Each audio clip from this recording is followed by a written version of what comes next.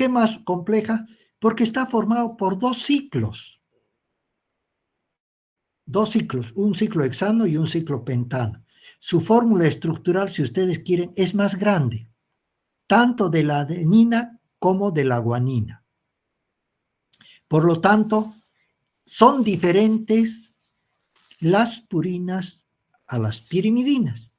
Ahora, fíjense ustedes las pirimidinas. Es la citosina y la timina. Estas dos, la citosina y la timina, tienen una estructura mayor o menor que las purinas. ¿Qué dicen?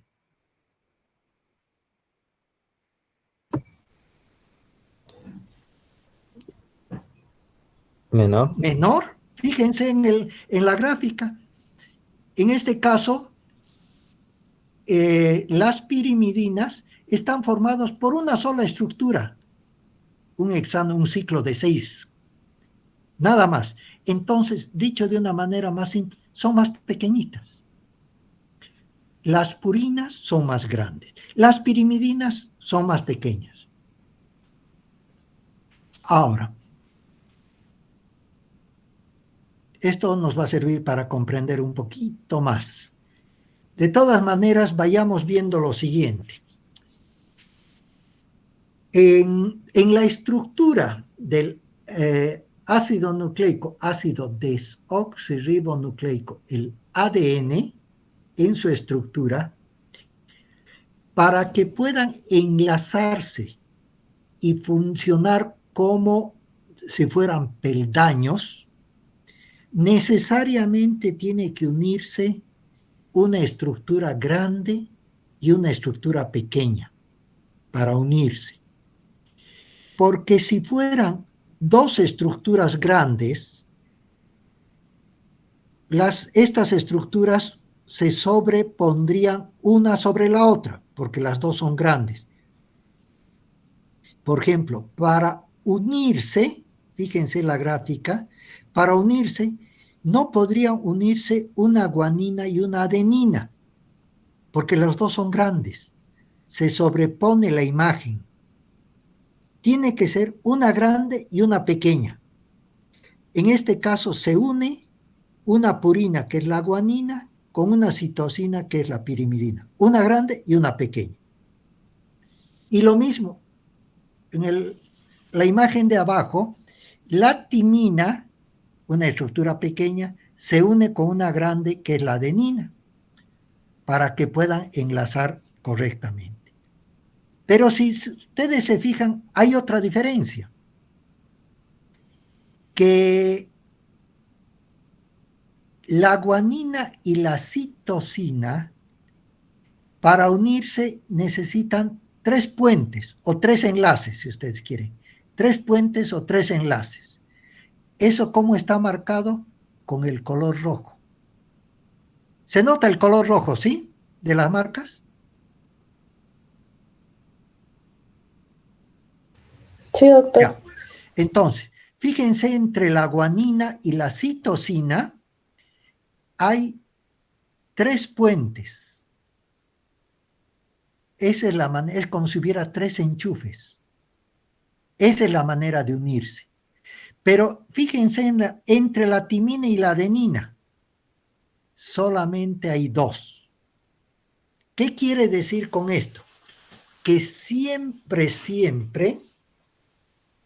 tendrá que unirse una guanina con una citosina. No puede unirse de otra manera.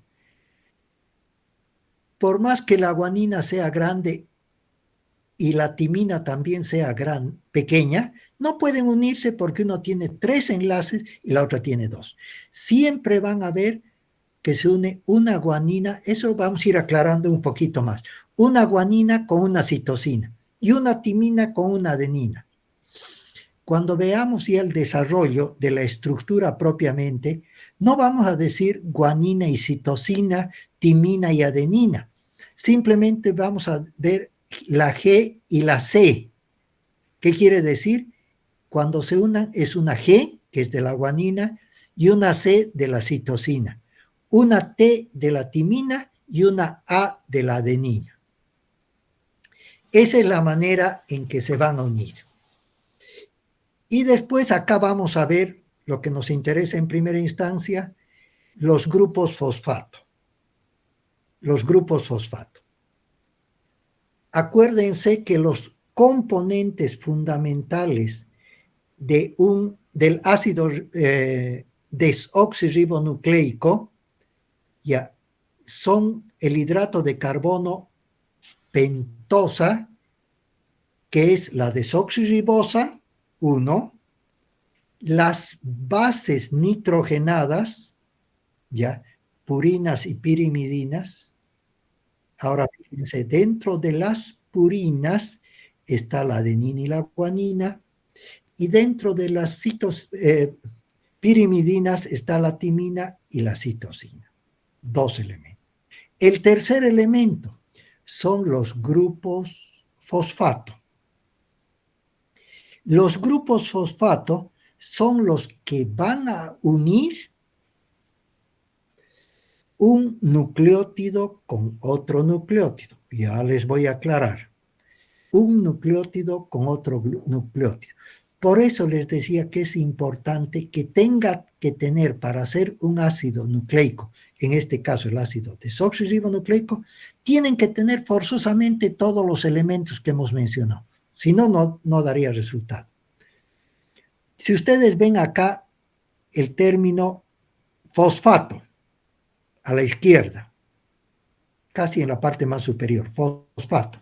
Son los grupos fosfato que van a unir, les decía, un nucleótido con otro nucleótido. ¿Qué quiere decir esto? El componente como unidad monomérica de los ácidos nucleicos, vale decir, el que se repite para formar un ácido nucleico, se llama nucleótidos. Ahora fíjense en la figura. ¿Cómo está formado el nucleótido?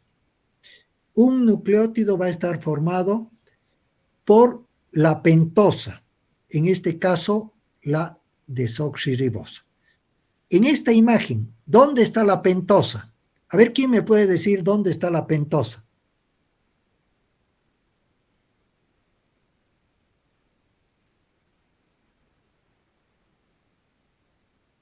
Fácil de encontrar. Fíjense la figura lila. ¿Cuántas caras tiene la figura lila? 5. 5. ¿Sí? Si tiene 5 es una pentosa. Entonces, y la desoxirribosa es una pentosa. Entonces, esas figuras lilas son las pentosas, a ambos lados, a la derecha y a la izquierda.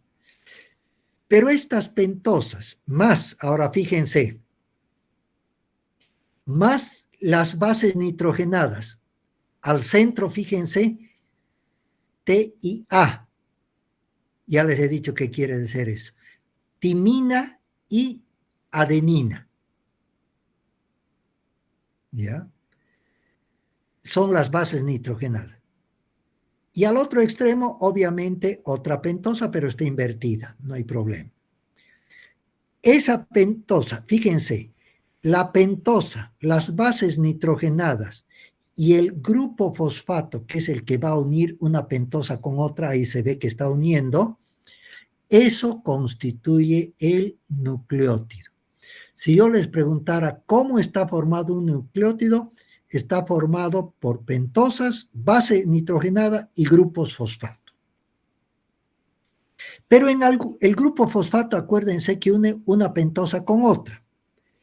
Pero ahora fíjense en la porción en la derecha, en la figura, en el extremo inferior, extremo donde dice 3, ¿ya? La pentosa lila.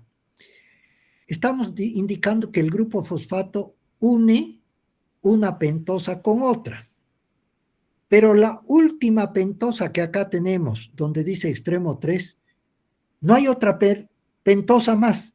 Entonces ya esa última no va a tener un nucleótido porque no va a ser completo.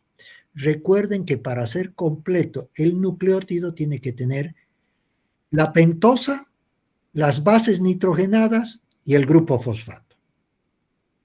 Como el grupo fosfato es el que une una pentosa con otra, y en el extremo 3 ya no hay pentosa aquí en una, quiere decir que esta última etapa ya no sería nucleótido porque no va a tener, no va a tener, no va a tener, ¿cómo les diría? No va a tener grupo fosfato. Y al no tener grupo fosfato, recuerden, ya no se va a llamar nucleótido, se va a llamar nucleócido. Se va a llamar nucleócido.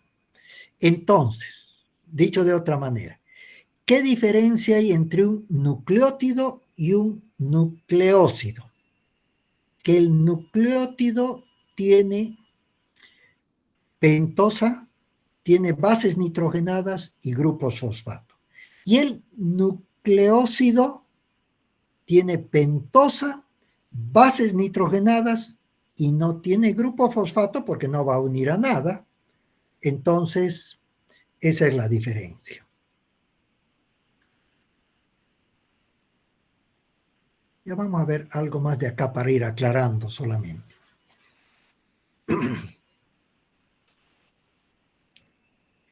Ahora, fíjense ustedes, después vamos a hablar directamente de la forma en sí, de la morfología, pero para que vayamos orientándonos. Las pentosas, las de color lila, ¿ya? Una están dirigidas hacia arriba y otras hacia abajo. Fíjense uno de los vértices. El del extremo izquierdo empieza del 5, 4, 3 hacia abajo. En cambio, el del derecho es a la inversa. El extremo 5 está abajo, 4, 3 hacia arriba. Están invertidos. Ya voy a aclararles. Quiero que tomen en cuenta que las pentosas están en los extremos de la estructura. ¿Y qué va a estar en la parte central? Las bases nitrogenadas. Y recuerden cómo se tiene que unir. Siempre, siempre una estructura grande y una pequeña. Y siempre, siempre, por los tipos de puentes, de 2 o 3, una timina con una adenina. Fíjense, TA. En la segunda fila, nuevamente TA. Timina con adenina. En la tercera ya no es TA, pero fíjense que ya tiene 3 puentes. Es la citosina, la C, con la guanina. En la cuarta está primero la adenina, la A. Y al extremo, en la parte derecha está la timina. No importa cuál esté primero, la timina primero, la adenina después, o primero la adenina y después la timina. No importa, pero reitero, siempre va a ser adenina y timina o timina y adenina. No puede haber otro de por medio. Y en la última imagen de acá mismo está la guanina y la citosina. Primeramente, 3 puentes de hidrógeno. Y segundo, volvemos a reiterar el orden. El orden, ¿en qué sentido el orden? En que la guanina siempre será con la citosina, pero arriba estaba primero la citosina con la guanina. Por eso que independientemente quién va primero, si la citosina va primero, tiene que unirse con la guanina. Si la guanina está primero, siempre tiene que unirse con la citosina. Bien.